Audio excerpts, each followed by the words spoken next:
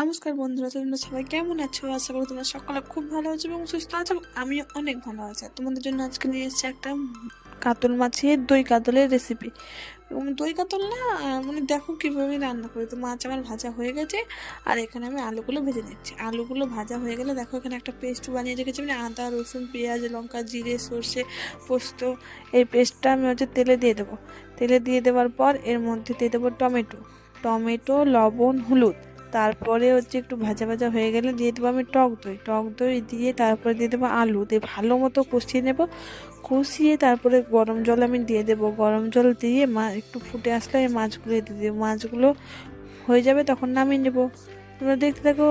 আর যে ফুল ব্লগ দেখতে গেলে দেখে এসো আমার চ্যানেলে যে। আর প্লিজ বন্ধুরা আমার চ্যানেলটাকে সাবস্ক্রাইব করে দিও এবং আমার পাশে থেকে আমাকে সাপোর্ট করো। ধন্যবাদ আমার ভিডিওটা দেখার জন্য। টাটা বন্ধুরা।